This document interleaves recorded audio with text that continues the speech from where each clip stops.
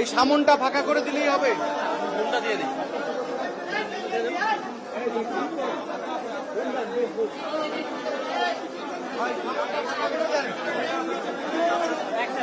ভাই একটু দুজন মহিলা আছে, একটু গায়ের সাথে না ভাই, একটু পিছিয়ে যাইতে হবে ভাই, পিছিয়ে যাইতে হবে আপনাদের।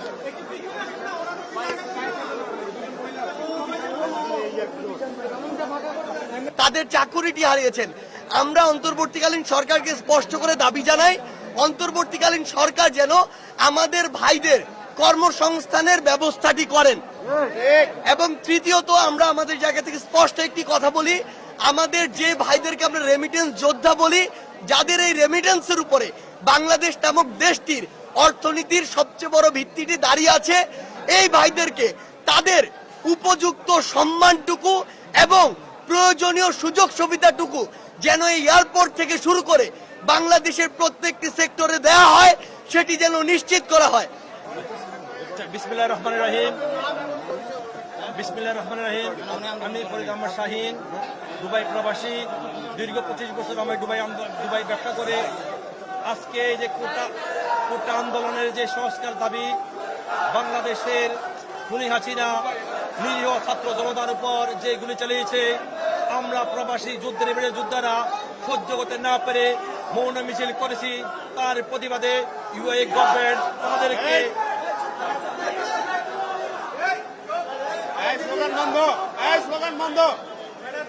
তার প্রতিবাদে আমরা আন্দোলন করেছি। আমরা জানি রাজতন্ত্র দেশে যদি প্রতিবাদ করি, 1 থেকে 4-এর ঊর্ধ্বে যদি কেউ সমবেত করে, রাজতন্ত্র আইনে ফাঁসি হবে। আমরা ফাঁসিকে তোয়াক্কা করে আমরা দেশকে খুনিয়াসিরা পতন করার জন্য আমরা হাজারো জনতা, হাজারো যুবক, হাজারো ছাত্ররা আমরা প্রতিবাদ করেছি। তার প্রতিবাদে আজকে ইউএই কারাগারে 500 অধিক আজকে আমরা কারাবন্দী। তার ভিতরে আমি একজন 10 বছর সাজাপ্রাপ্ত, আমার ডানে যদি ছিলেন উনি 25 বছর সাজাপ্রাপ্ত। আজকে আমরা টোটাল 114 জন আমরা মুক্তি পেয়েছি। আমি ধন্যবাদ জানাই বাংলাদেশের কোটা আন্দোলনকারী সংস্কার যে নেতৃবৃন্দ, তাদের উদ্যোগের কারণে প্রফেসর ইউনূস স্যারের সহযোগিতায় ইউএই গভর্নমেন্টের সাথে সমঝোতার মাধ্যমে আমাদের মুক্তি হয়েছে। আমরা খবর পেয়েছি ইউএই জেলার পুলিশ সুপার আমাদেরকে বলেছে, তোমরা আবার জন্মে পেয়েছো, তোমাদের নতুন প্রফেসর ইউনূস সাহেব তোমাদের জন্য দিন রাত দরবার করে আমাদেরকে মুক্তি হয়েছে, না হলে কিন্তু আমরা মুক্তি পেতাম না। আজকে আমি ধন্যবাদ জানাই প্রফেসর ইউনূস সাহেবকে, উনি আবার জীবন দিয়েছে এবং 500 যুবকের রেডিমেড যুদ্ধের জীবন দিয়েছে। সংগ্রামী ভাইয়ের আমার, আজকে যারা সাংবাদিকরা আছে, আমাদের কাছে আমার প্রশ্ন, আমার ডাইনে উপদেষ্টা আছেন, বাবু উপদেষ্টা বাংলা সরকার আছেন, আমি একজন ব্যবসায়ী, আমি দীর্ঘ 25 বছর করে ব্যবসা করে আমার ইউএইতে 2 মিলিয়ন দিরহাম সমপরিমাণের ব্যবসা আছে। এই ব্যবসা আমি ক্ষতিগ্রস্ত হয়েছি।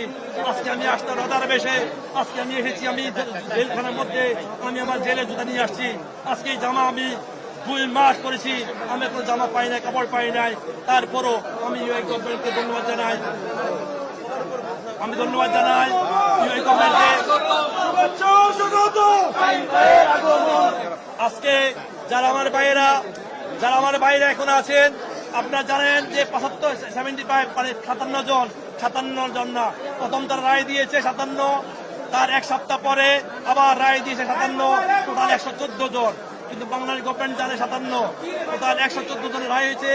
তার বিরুদ্ধে 12 জন যাবজ্জীবন 25 বছর, আর বাকিগুলা 10 বছর করে। আর যারা এখনো বাকি আছে, আমি আমার উপদেষ্টা নেতৃবৃন্দ বলবো, প্রফেসর স্যারকে বলবো, তাদেরকে অবসর মুক্তি করার জন্য তাদেরকে কিন্তু এখানে হাইডিং করে রাখছে।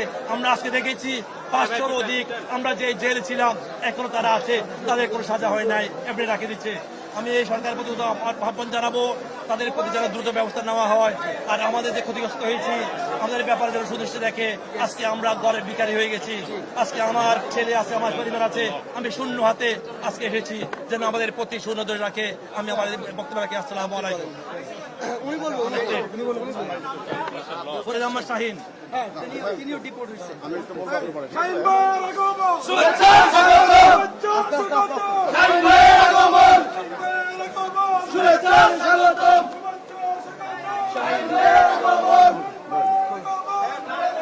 ভাই চুপ।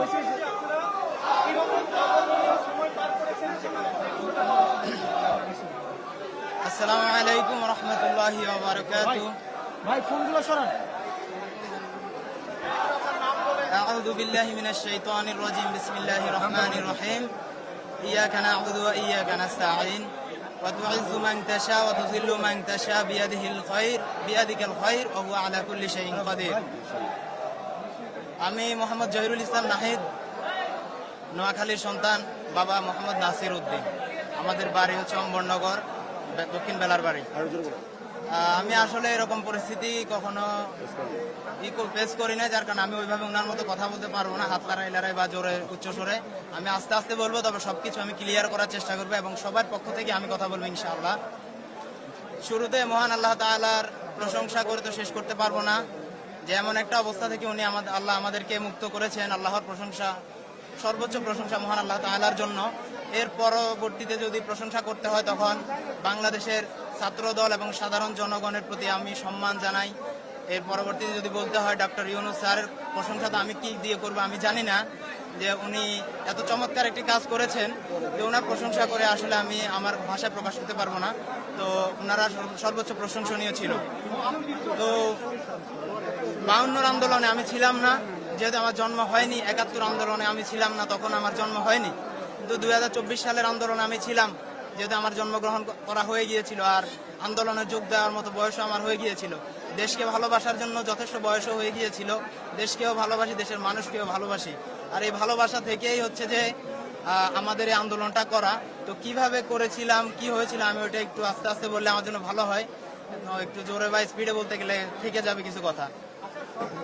উনি বলতেছে, উনি শেষ করুন। হ্যাঁ, তো বিষয়টা হচ্ছে, যেহেতু সোশ্যাল মিডিয়ার যুগ, আমরা যেহেতু প্রবাসী, 12 ঘন্টা 14 ঘন্টা সবাই কর্মে ব্যস্ত থাকে। তারপর কিছু সময় পেলে সেটা হচ্ছে মোবাইলে আসে। তো সমস্ত ব্যস্ততার পরে যখন মোবাইলে আসি, তখন আমরা দেখতে পাই, গুলির শব্দ শুনতে পাই। কোথাও দেখি রাস্তার মধ্যে রক্ত ছিটে ফোটা পড়ে আছে, কোথাও দেখি বোনদেরকে ধাক্কা মেরে ফেলে দেওয়া হচ্ছে, বোনদেরকে মারা হচ্ছে, ছাত্র ভাইদের উপর আক্রমণ করা হচ্ছে। তো এগুলা দেখতে দেখতে আসলে আমি যদি বলি আমি মানুষ হিসাবে আমি সহ্য করতে পারিনি। তারপর যদি বলি আমি একজন মুসলিম হিসাবে সহ্য করতে পারিনি। তারপর যদি বলি আমি আমার ইমানি চেতনা থেকে আমি বসে থাকতে পারিনি। আমি নির্দিষ্টভাবে কোনো দলের সাথে জড়িত নই যে আমি দলের স্বার্থে আমি করেছি, ঠিক আছে। আমি যেটা করেছি সেটা আমি আমার দেশকেও ভালোবাসি, আমি আমার ছাত্র ভাই মানে মানুষকেও ভালোবাসি। আমি মনে করি একটা দেশ উন্নতি হওয়ার জন্য দেশের জনগণকে দেশের প্রতি ভালোবাসা থাকাটা সর্বোচ্চ জরুরি। তো ওই জায়গা থেকে আমরা হচ্ছে আন্দোলনের জন্য আমি বেরিয়ে পড়ি। আর তখন আমি ওই দেশের কানুন সম্পর্কে খুব বেশি জানতাম না, যেহেতু খুবই নতুন মানুষ। কিছুটা অবগত ছিলাম, কিন্তু যতটুকু অবগত ছিলাম ততটুকু আমাকে রুখে রাখতে পারেনি। আমি যতটা কষ্ট পেয়েছিলাম বাংলাদেশের অবস্থা দেখে, তারপর আমি বেরিয়ে গিয়েছিলাম। আমি জানতাম কিছুটা হয়তো ক্ষতি আমার হবে, কিন্তু প্রবাসী ভাইদের এত ক্ষতি হবে আমি জানতাম না। জানলে হয়তো বা অন্য ব্যবস্থা নিতাম। আমি আমার ক্ষতি জেনেও আমি বের হয়েছি। যাই হোক, যখন আমরা আন্দোলনে গিয়েছিলাম, তখন দেখা গেল আমরা কিছু সংখ্যক মানুষ, আমি যতটুকু জানি ইউএইতে ফার্স্ট মনে হয় আমরাই মাঠে নেমেছিলাম, আমি যতটুকু জানি। আর এর আগে কেউ নেমেছি কিনা আমি অবগত নেই। আর আমি যেহেতু সোশ্যাল মিডিয়ার সাথে ছোটখাটো আমার আইডিয়া আছে, আমি ওইখানে অ্যাক্টিভ ছিলাম। সোশ্যাল মিডিয়ার মাধ্যমে আমি আমার ফ্যান ফলোয়ারদেরকে জানিয়ে দিই যে আমরা আন্দোলন করা উচিত।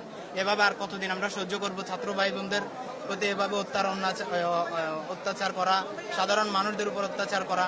সবসময় চুপ করে থাকলে হয়তো বা এটা বেড়েই যাবে। তো আমাদেরকে কথা বলা উচিত। হয়তোবা যুদ্ধটা আমি দেশে এসে করতে পারিনি, যেহেতু আমি দেশে ছিলাম না, আমি অন্য দেশে থেকেই করেছি। যুদ্ধের স্বাদটাও হয়তো, যুদ্ধের গ্রানটাও হয়তো আমি যুদ্ধে অংশগ্রহণ করেছি ঠিক, যুদ্ধের গ্রানটা কিন্তু আমি সফলতার গ্রানটা আমি সাথে সাথে পাইনি। কেন পাইনি? কারণ আমি একটা আবদ্ধ ঘরে ছিলাম। আমি না শুধু আমরা ছিলাম একটা আবদ্ধ ঘরে, এমন একটা আবদ্ধ ঘরে ছিলাম যেখানে হচ্ছে যে আমরা কোনো ধরনের কোনো নিউজ শুনতে পাইনি। যেটা বলতে নিচ্ছিলাম যে যুদ্ধে অংশগ্রহণ করেছি ঠিক, যুদ্ধের সফলতার গ্রান্টটা আমরা পাইনি। কারণ আমরা এমন একটা আবদ্ধ ঘরে ছিলাম যেখানে হচ্ছে যে বাহিরের বাতাসটাও ঠিকভাবে আসে না। তো এই দেশের স্বাধীনতার গ্রান্টটা আমি কোথা থেকে পাবো? আপনি কিছু বলতে চাচ্ছেন?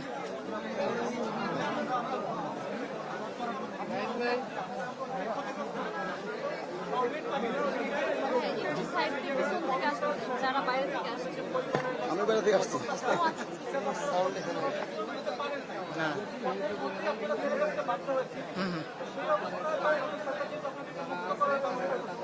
দেশের মধ্যে কর্মসংস্থান বা সেরকম ওইটা আমি আস্তে আস্তে বলতে চাচ্ছিলাম, তাহলে ওইদিকে চলে যাই। বিষয় হচ্ছে, প্রথম কথা যদি বলতে হয়, যেহেতু আমাদের প্রবাসীদের কর্মসংস্থান ওইখানেই ছিল, অনেকগুলো স্বপ্ন নিয়ে প্রবাসীরা কিন্তু এই দেশ ছেড়ে যায়। দেশের মানুষের স্বপ্ন, পরিবারের স্বপ্ন, নিজেরও স্বপ্ন থাকে। তো ওইখানে যাওয়ার পর যেহেতু আন্দোলনে জড়িয়ে পড়েছি এবং ওই দেশের কানুন ভঙ্গ করার কারণে আমাদেরকে ওইখান থেকে দেশে পাঠিয়ে দেওয়া হয়। তো সবাই কেউ কম ক্ষতিগ্রস্ত হয়েছে, কেউ বেশি ক্ষতিগ্রস্ত হয়েছে, কারো বেশি গিয়েছে, কারো কম গিয়েছে। তো আমি সবার পক্ষ থেকে বলতে চাই, এখানে শুধু 57 জনকে কেউ আলাদা করবেন না, ঠিক আছে? আমাকে কে কি বলেছে আমি সেটা ভুলে যেতে চাই। আল্লাহ ওদেরকেও মাফ করে দেখ, আমাকেও মাফ করে দেখ। আমার সম্পর্কে অনেকে জানছে যে পরবর্তী লোকেরা আমার উপর বা আগের কিছু লোক আমার উপর আমাকে হুমকি দামকি দিয়েছিল। তো ওরা হুমকি দামকি দেওয়ার একটা কারণও আছে, যেহেতু তারা ক্ষতিগ্রস্ত হয়েছে, কিন্তু তারা কেউ ভিন্ন দলের কিনা আমি জানি না। তো আমি চাই এদেরকে আলাদা করা না হোক, শুরু থেকে শেষ পর্যন্ত সবগুলা মানুষকে, যারা যতটুকু ক্ষতিগ্রস্ত হয়েছে, যদি দেশের সরকারকে বলতে যাই, যতটুকু শুনেছি উনি নতুন আসছে, এর মধ্যে অনেক সমস্যার পর সমস্যা ফেস করতে হচ্ছে। তো ওনার জন্য এটা অনেক টাফ হচ্ছে আমি মনে করি। তো শুধু আমি ওনাকে বলবো না, আমি বলবো দেশের মানুষ এবং উনি মিলে যারা ক্ষতিগ্রস্ত হয়েছে, ঠিক আছে, ওদেরকে যদি কোনো কর্মসংস্থানের ব্যবস্থা করে দেওয়া যায়, আমি অনেকটা কৃতজ্ঞ থাকবো। আর আমার কথা আমি বলতেছি না, কারণ আমি কোনো কিছুর আশায় আমি এই যুদ্ধে নামি নাই, কোনো কিছু আমি চাইও না, শুধু আমার জন্য দোয়া করবেন সবাই, ঠিক আছে? আমি চাই সবাই আমার জন্য দোয়া করবেন। ওনার কাছ থেকে উত্তর নেন আরেকজন। আমি বলি, হ্যাঁ?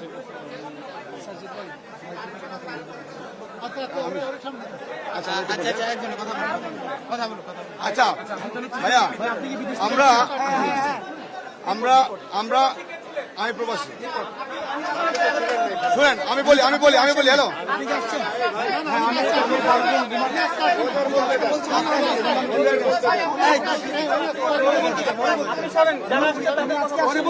কিন্তু আমার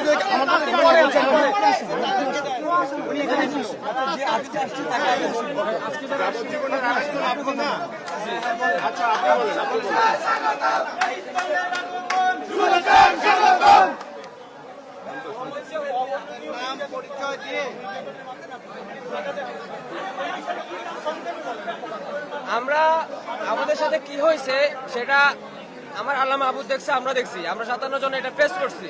তো আমরা ওই ব্যাপারে আপাতত কিছু বলতে চাই না। আমরা আমাদের ওখানে অনেক ভাই, 57 জন থেকে অনেক বেশি, আপনাদের মানে চিন্তাধারার চাইতে অনেক বেশি মানুষ ওখানে আটক, ওখানে এখনো আটক পড়ে আছে। অনেকের রায় হয়েছে, অনেকের হয় নাই। বেবিচারে রায় দেওয়া হয়েছে, পূর্বে বেবিচারে রায় দেওয়া হয়েছে, কিন্তু এখন মানে ওনাদেরকে মুক্তির একটা ব্যবস্থা করতে হবে। যতক্ষণ না পর্যন্ত ওনারা সবাই এক একজন বাঙালি ছাড় না পাইছে, এখানে হোক বা ওইখানে হোক, ছাড় না পাইছে, ততক্ষণ পর্যন্ত আমরা এখানে মানে এমন কিছু বলতে চাচ্ছি না, কিরকম অত্যাচার এগুলো কিছু বলতে চাচ্ছি না। যা হয়েছে আমরা দেশের জন্য করতে গেছি, এটা আমাদের কপালে ছিল। হ্যাঁ, আমাদের দেশের বাইরে কি শহীদ হয় নাই? তো ওদের কাছে কি প্রশ্ন করবেন? আমরাও শহীদ হতে পারতাম, আমাদের কাছে কি প্রশ্ন? তো মনে করবেন আমরা যুদ্ধ করছি, আমরা শাস্তি পাইছি, জালিমের কাছ থেকে শাস্তি পাইছি, এটা কিছু যায় আসে না। দেশ স্বাধীন হয়েছে, দেশ মুক্তি পাইছে, এটাই সবচাইতে বড় একটা বিষয়।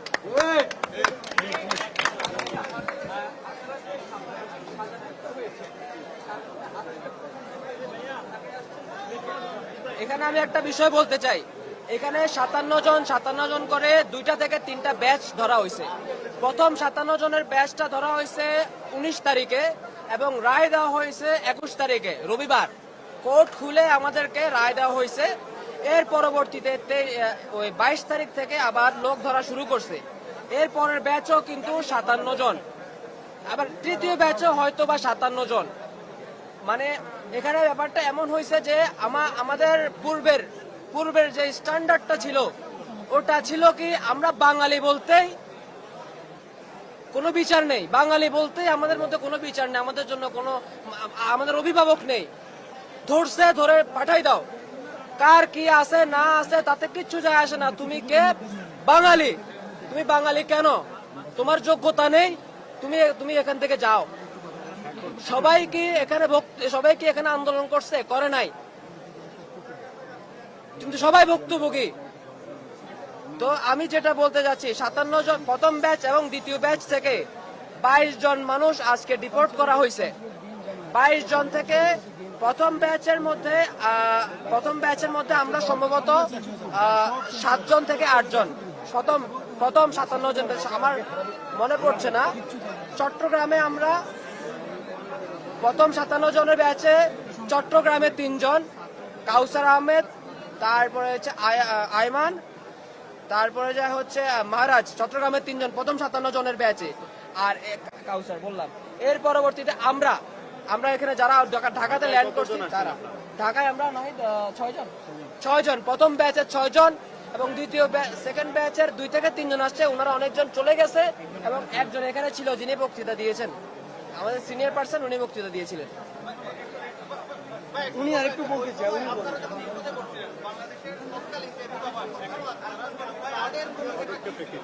আমাদের এখানে আমি এই ব্যাপারে বর্তমানে কথা বলতে চাই না। যখন আমাদের সম্পূর্ণ সব ভাইয়ের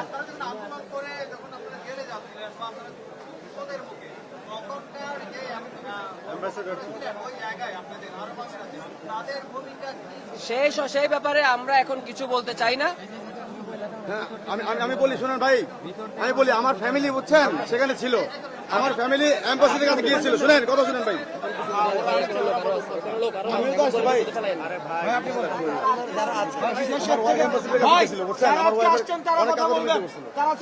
কথা বললেন না ভাই, আর যারা নেগোশিয়েট করছে সরকার পক্ষের হয়ে বিভিন্ন সময় তারা কথা বলুক। আচ্ছা আমি বলি, এখানে আমরা কি বলছি না বলছি তাতে এখন বর্তমানে আমাদের মেন উদ্দেশ্য, আমাদের যে ভাইরা এখন পর্যন্ত আটকা আছে তাদেরকে আপনারা এখানে আনার ব্যবস্থা করুন।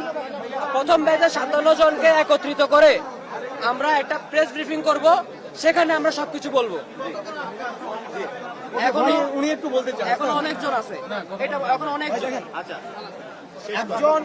একজন প্রবাসী সন্তান হিসেবে, রেমিটেন্স যুদ্ধের সন্তান হিসেবে আমরা জানি এই দেশে সবচেয়ে বেশি ভোগ করে কম এবং ত্যাগ করে বেশি হচ্ছে রেমিটেন্স যোদ্ধারা।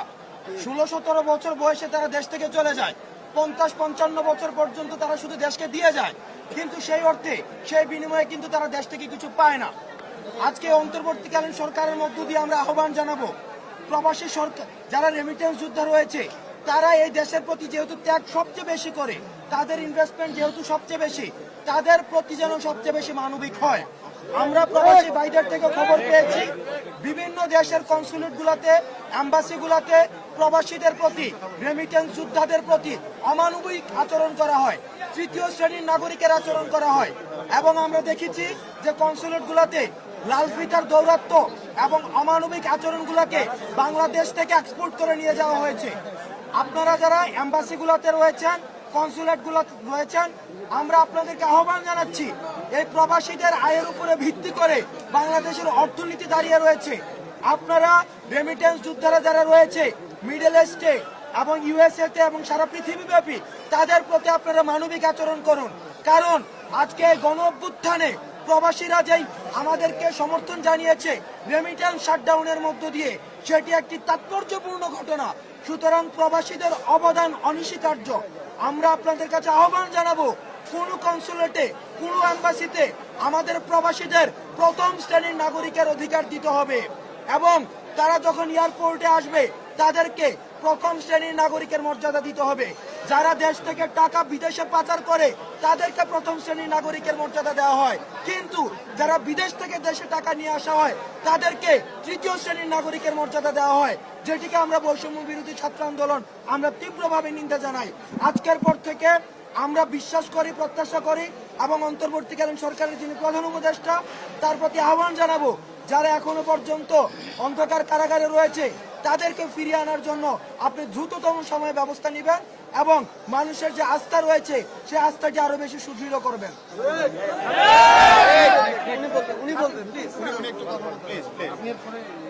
জি আসসালামু আলাইকুম। আসসালামু আলাইকুম রহমতুল্লাহ। আমি জাহাঙ্গীর আলম, আমি আলাইন প্রবাসী। আলাইনের সবসাইতে ভুক্তভোগী হচ্ছে আমি। আমার ওইখানে বিজনেস ছিল, আমার লাইসেন্স ছিল, আমার ঘাড়ে ছিল, আমাদের সবকিছু শেষ মুহূর্তের মধ্যে, আমাদের সবকিছু শেষ হয়ে গেছে। আমার এখন এবং কি আমার ওইখানে আমার ফ্যামিলি ছিল। যখন আমরা ওইখানে যাই, ওইখানে যাওয়ার পরে পুলিশ যখন আমাকে ফোন করে যখন থানায় নিয়ে যায়, নিয়ে যাওয়ার পরে সাথে সাথে আমাকে হ্যান্ডকাপ লাগিয়ে ফেলে। লাগানোর পরে আমাকে ওইখানে গাড়িতে উঠিয়ে সিআইডি নিয়ে যায়। কিন্তু আমি আমার ওয়াইফকে, আমার বাচ্চাকে আমি মেসেজ দিতে পারিনি যে আমি ওইখানে যাইতেছি, আমাকে ধরে নিয়ে যাচ্ছে যে তোমরা দেশে চলে যাও। তো আমরা এখানে আসলে এত বেশি কিছু বলবো না, কেননা আমাদের অনেক প্রবাসী ভাই ওখানে এখনো বন্দী আছে। আমরা চাই না যে আমাদের কিছু বলার কারণে ওদের ক্ষতি হোক। আমরা চাই আমাদের বর্তমান সরকার, যিনি এখন বর্তমানে আছে ডাক্তার ইউনূস, ওনার কাছে আমার অনুরোধ থাকবে যে বর্তমানে যারা এখনো বন্দী আছে তাদেরকে যেন অতি তাড়াতাড়ি যেন ওদেরকে মুক্ত করে যেন দেশে ফিরে নিয়ে আসে। আমার এটাই বলার।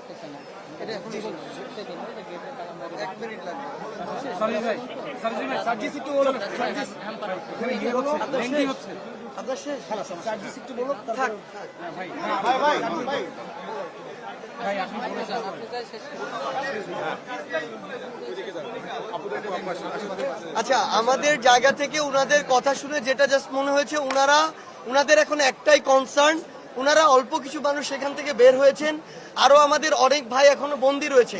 কাউকে শাস্তি না দিয়ে বন্দী রাখা হয়েছে, কাউকে শাস্তি দিয়ে বন্দী রাখা হয়েছে। আমাদের জায়গা থেকে অন্তর্বর্তীকালীন সরকারকে একটি প্রধান চাওয়া, যেটি হচ্ছে যে আমার সকল ভাইকে যারা এই ছাত্র জনতার অভ্যুত্থানের জন্য এখন জেলে বন্দী রয়েছেন তাদেরকে যেন অতি দ্রুততম সময়ে মুক্ত করা হয় এবং এই স্বাধীন বাংলাদেশে তাদেরকে যেন ফিরিয়ে আনা হয়। দ্বিতীয় যে দাবিটি, আমাদের অনেক ভাই রয়েছে যারা জীবন দিয়েছেন, অনেকে হাত হারিয়েছেন, পা হারিয়েছেন। আমাদের এই ভাইরা তাদের জীবনের বড় স্বপ্নটি হারিয়েছেন, তাদের চাকুরিটি হারিয়েছেন। আমরা অন্তর্বর্তীকালীন সরকারকে স্পষ্ট করে দাবি জানাই, অন্তর্বর্তীকালীন সরকার যেন আমাদের ভাইদের কর্মসংস্থানের ব্যবস্থাটি করেন। এবং তৃতীয়ত, আমরা আমাদের জায়গা থেকে স্পষ্ট একটি কথা বলি, আমাদের যে ভাইদেরকে আমরা রেমিটেন্স যোদ্ধা বলি, যাদের এই রেমিটেন্সের উপরে বাংলাদেশ নামক দেশটির অর্থনীতির সবচেয়ে বড় ভিত্তিটি দাঁড়িয়ে আছে, এই ভাইদেরকে তাদের উপযুক্ত সম্মানটুকু এবং প্রয়োজনীয় সুযোগ সুবিধাটুকু যেন এই এয়ারপোর্ট থেকে শুরু করে বাংলাদেশের প্রত্যেকটি সেক্টরে দেওয়া হয়, সেটি যেন নিশ্চিত করা হয়। বাংলাদেশের পাসপোর্ট অফিস সহ যত অফিস তাদেরকে ফেস করতে হয়, সেসব অফিসে তাদের সাথে যেমন অপ্রত্যাশিত অনাকাঙ্ক্ষিত ব্যবহার করা হয় এবং যে হয়রানির শিকার করা হয়, সেগুলো আমরা কোনোদিন সমর্থন করি না। আমরা আমাদের জায়গা থেকে স্পষ্ট করে বলতে চাই, তাদেরকে সর্বোচ্চ সুবিধা দেওয়ার জন্য যা করা দরকার অন্তর্বর্তীকালীন সরকার যেন সেই পদক্ষেপগুলো গ্রহণ করে। ধন্যবাদ।